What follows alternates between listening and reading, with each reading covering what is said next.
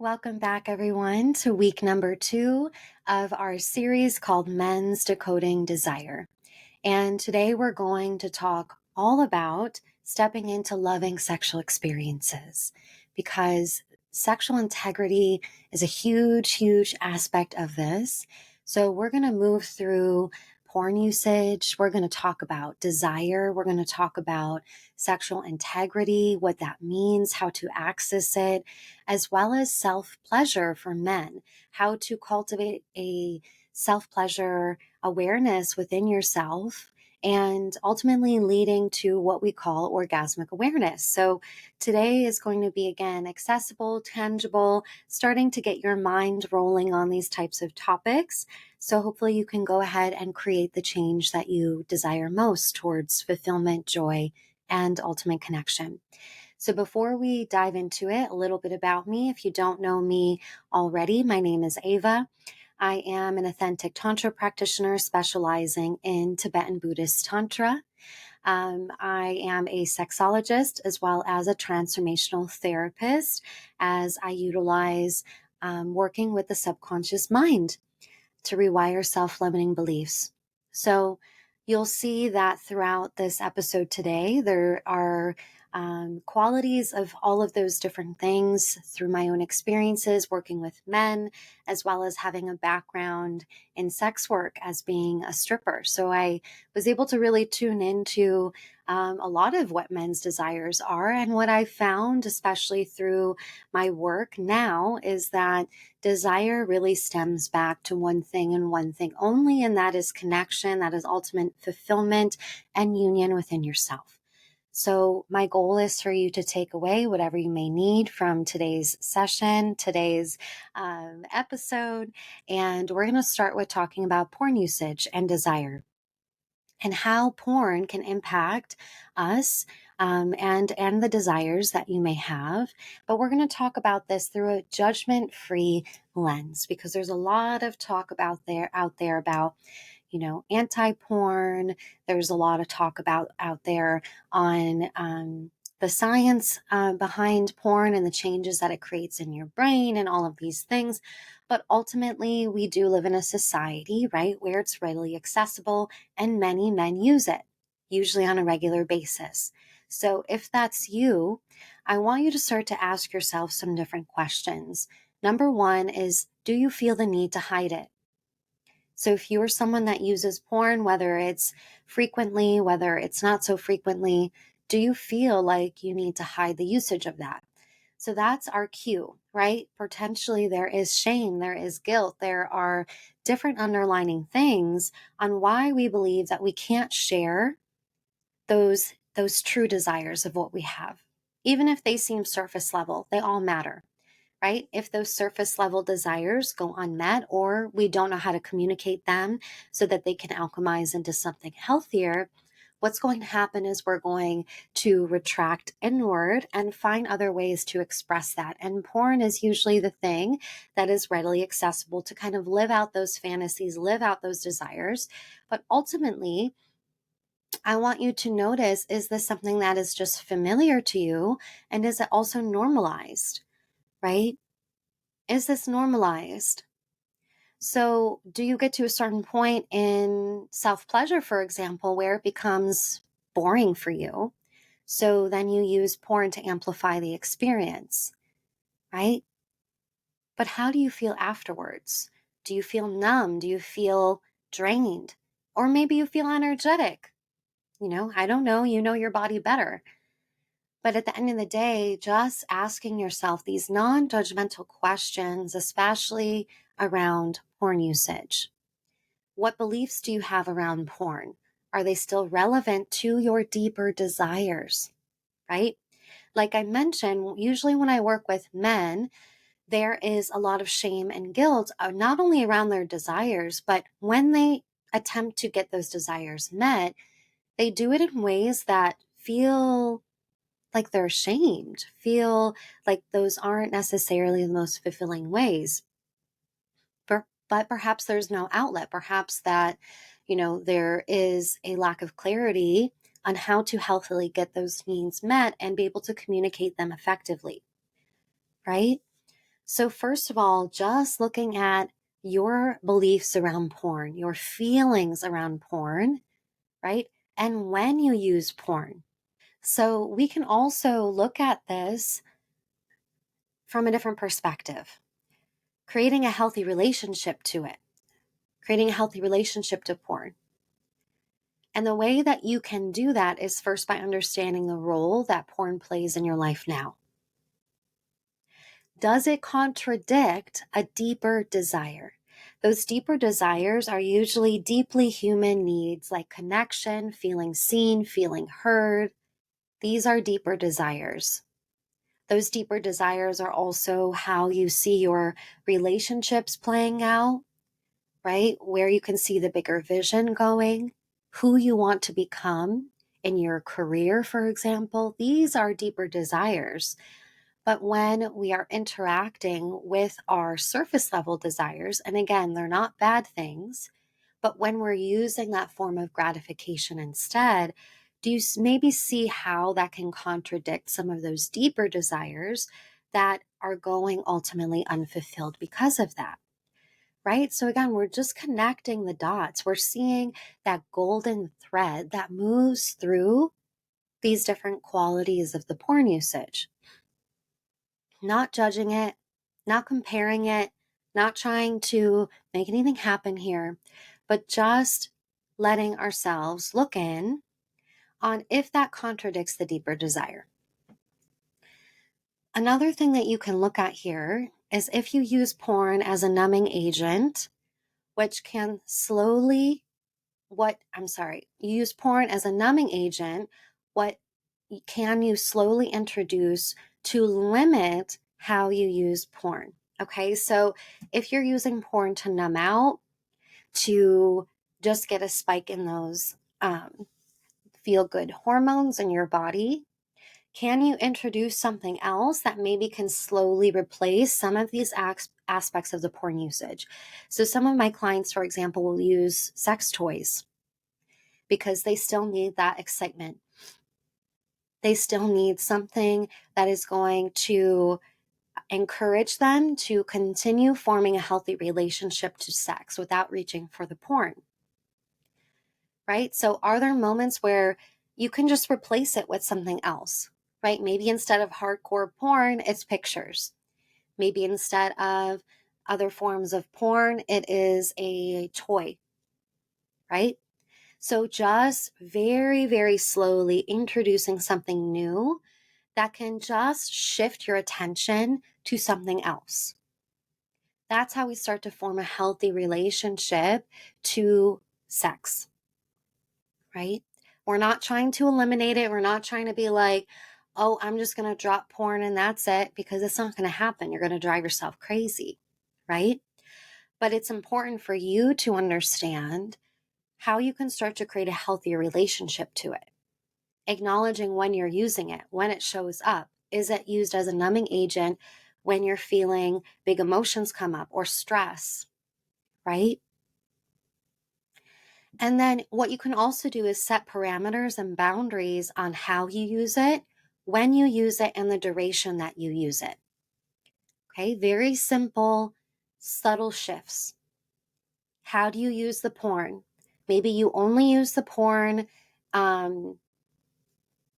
Maybe you only use the porn when you are self-pleasuring, right? Maybe when you use that porn is Monday, Wednesday, Friday, right? So just giving yourself some parameters on when you use it and then the duration, because sometimes men will get lost in the porn usage, right? For hours, right? So notice, are you someone that does that? Can you just set a timer on your phone? Okay, I'm feeling the need to really use this porn for whatever reason it might be. I'm going to set a timer for 10 minutes or 20 minutes or whatever that is based off your preferences. Again, very slowly introducing to the body, to the brain, just these gentle parameters and boundaries to the porn usage, because the porn ultimately should not control you. You control it. So if the porn or something outside of you is controlling your sexual impulses, right? Looking in to see how can I just subtly shift so that I'm the one in control. I'm the one in control, right? And then one other way here is to talk about it. Exercise compassion with yourself. Talk about the porn usage, right? You aren't broken. You aren't wrong. You aren't dirty. Many times, this is just something that has been within the system since childhood, right? Many of us are introduced to porn as our sexual education, unfortunately, and it becomes a habit. So just starting to talk about it. When did you start using it? What is the type of porn that you're normally watching? Starting to express the deeper desires that are underneath. So another part here is sexual integrity. So when we are in sexual integrity, it's when the sex matches the core values, desires, beliefs, and actions that we make throughout the day, throughout our relationships, throughout our lives.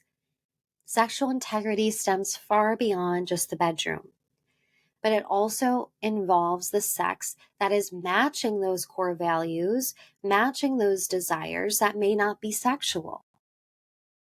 So, some examples of this, it's unique to each person. So, no one can tell you what this should look like, what this should feel like. There's no shoulds.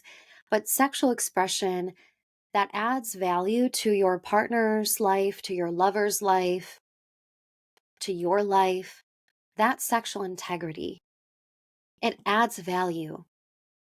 It adds value to the relationship. It adds value to your overall fulfillment. It adds value to something that you can work off of, right?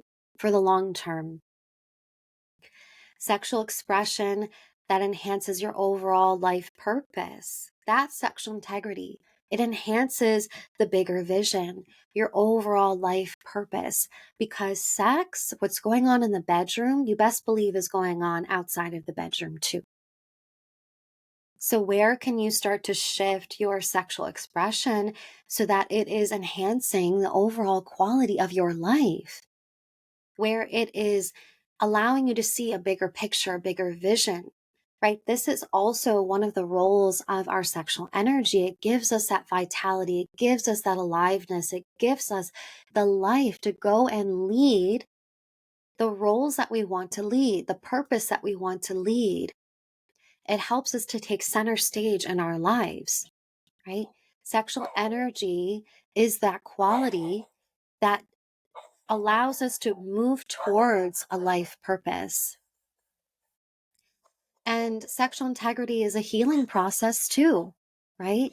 Some men have betrayal trauma from other relationships. Sometimes there's sexual trauma involved, attachment wounds, right? Sexual integrity is this dance that we get to have within our healing process as well. It's not, hey, you need to do X, Y, Z, and that means you are in integrity as a man. There is no one set process in order for that to occur. It's you just choosing to step in and allowing yourself to move with whatever the deeper desires are. So again, sexual integrity comes from a place of love and compassion, and it's not just about you. Okay? So looking at what ways maybe you have formed expectations of yourself, of your lovers, of other people to meet your sexual needs, right? Sexual integrity is also not about purity. It's not about how pure you are. It's not about sticking with, one person. It's not about not exploring all different forms of your sexual expression, whether it's kink or tantra or whatever it is. It's not about purity. It's about you being able to step into your sexual expression from a place of love and compassion for yourself and others. So when we are starting to access this, right, we can talk about, right, part of the healing process, accessing sexual integrity. So, for example, if you have sexual behaviors, right, that are not serving you, realizing that this is not really about sex. Adverse sexual behaviors is not about sex, it's about connection. So, as you step into this space of sexual integrity, also leave space for mistakes and give yourself grace. You're going to mess up and you're going to mess up a lot, but be honest, be forthcoming.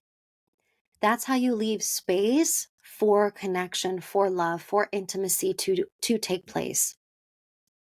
And sexual integrity is also not about just choosing to step in, but really implementing the action behind it consistently. Creating the action, being brave and courageous enough to go out there and get those desires met. So, this is a space of communication and vulnerability. This is a vulnerable place to be in, and it should feel uncomfortable to a certain extent, especially as you just begin. If it's not uncomfortable, you're not growing. You're not transforming within your sexuality, and that is hindering you in all areas of your life. So, accessing the sexual integrity aspect is you needing to get really clear on that desire and then going ahead and creating that, creating the momentum, being courageous enough to go out there and get what you want, not hiding behind closed doors. So even if you are in a long-term relationship, it's the same thing. Desires are going to come up. There's going to be things that shift and change in the relationship, right? But this is where we want to be open and honest with our partners on what that is for us, what we're holding on to. Your sexuality is not something to keep secret. So this is where I want to talk about very briefly on creating a healthy relationship to self-pleasure. So when I work with men around the topic of porn usage, this is one of the very most practices that we want to tune into is what is your relationship to self-pleasure? Because it's through the space of self-pleasure that you can start to not only bring more self-awareness and autonomy to the way that you are accessing your pleasure, but also gives you a space to navigate the different blocks and emotions that are arising for you. So this is where we can step into a space of self-pleasure for confidence, for clarity, for awareness. And self-pleasure is essential, especially in long-term relationships. This is because you get to continue cultivating your self-expression, your awareness, and your autonomy. So if you have a partner that maybe views self-pleasure as, this is a bit extreme, but I've heard women even say that self-pleasure is like cheating. This is not a healthy way to view our body autonomy and our own pleasure. So making sure that you're making space in your schedule, scheduling it if you need to, and tuning into the awareness of how you utilize self-pleasure. Is it about just getting off, in the shower 30 seconds after a long day of stress, right? Or is it a opportunity for you to deepen the intimacy that you have with yourself, explore what's underneath, start to work with whatever's arising. So this is starting to then go beyond just the orgasm, and you're starting to implement presence and self-connection. So again, self-pleasure needs to have a place in your life on a regular basis so that you can make that happen. It's going to be very difficult if you're relying on anyone else to get your sexual needs met all the time, because it's not realistic. So the power of self-pleasure again, is so that you can utilize pleasure as a resource and technology. Pleasure is a resource and a technology. So, an example of this for a man would perhaps be a man who feels conflicted and struggles with people pleasing. So, he utilizes self pleasure 3 times a week to establish presence in his body. 2 months later, he more easily upholds his boundaries with love and is discerning on who he surrounds himself with. Boom. That's an example of using pleasure as a resource. And yes, you can use self-pleasure to navigate things like people pleasing, especially people pleasing in the bedroom. Power of self-pleasure is also because pleasure can be utilized as a navigation system rather than a coping mechanism. So an example of this is a man who struggles with frequent anxiety utilizes self-pleasure to regulate his nervous system, leading him to feel more free and able to express himself fully.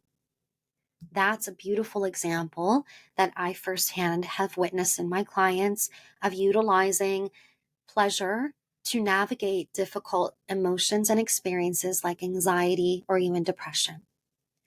And the third way that self-pleasure is so powerful is because pleasure sheds the light on unconscious behaviors that show up in other areas of your life. Again, whatever's happening inside the bedroom is happening outside the bedroom too.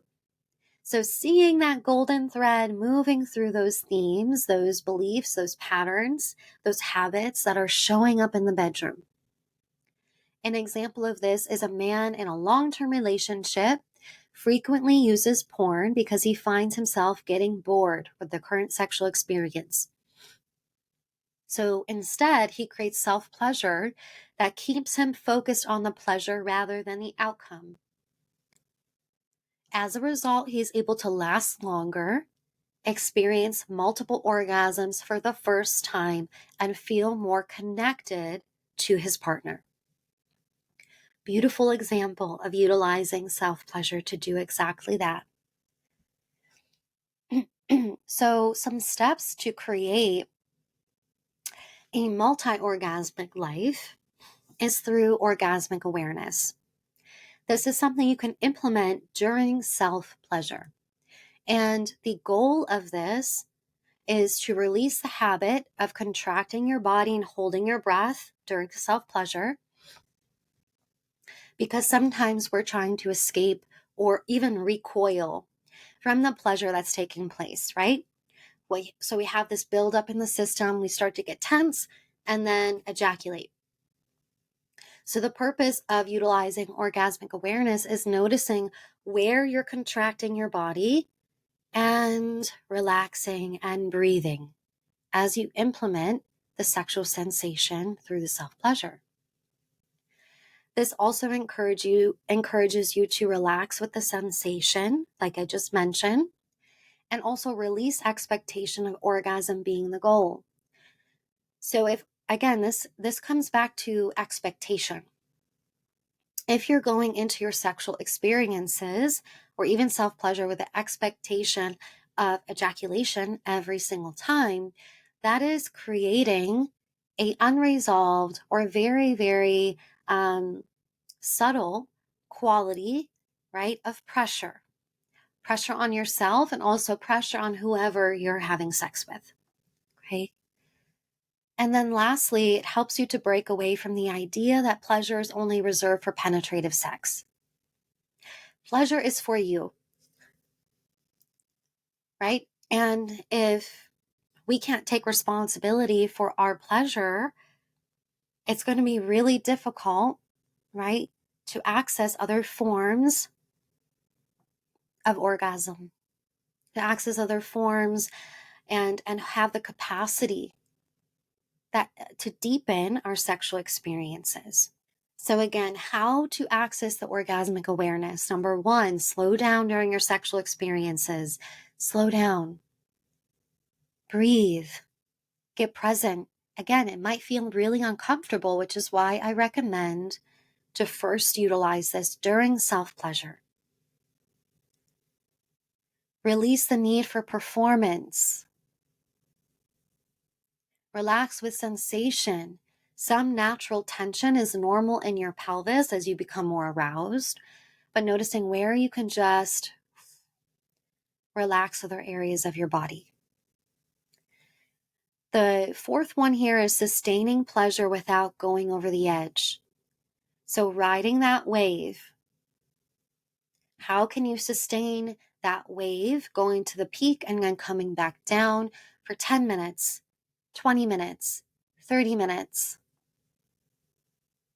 You're building your capacity to experience more pleasure and more fulfillment. The fifth one here is get present and be vocal about what you're feeling. Not a lot of men feel comfortable about being vocal about this, which again is why I recommend doing this through self-pleasure.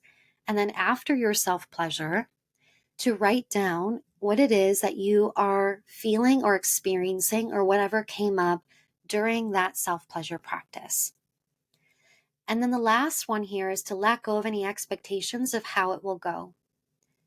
When I teach orgasmic awareness to men, there is more resistance towards the practice, not because it's going to help them release sexual dysfunction and heal and all of these things. It's because there's an expectation that might be present. So noticing if you are feeling like there's an aversion towards this. Is there an aversion spending that much time with yourself? And that's something really beautiful to deepen your experience on. So we're going to start to wrap things up here. I hope that this was enlightening for you. I hope that you received whatever you needed to receive from our time together. And again, if you would like to reach out and go deeper into this work, I am here. I offer 3 and 6 month coaching programs for men utilizing intimacy coaching and tantra coaching. And this is a really amazing opportunity to utilize your energy system, to utilize your sexual pleasure, to utilize your intimacy, to deepen all these different aspects of your life. So again, if you would like to book an activation call with me, the link is always below this video. And again, I will see you next week for part 3 of Men's Decoding Desire. Bye.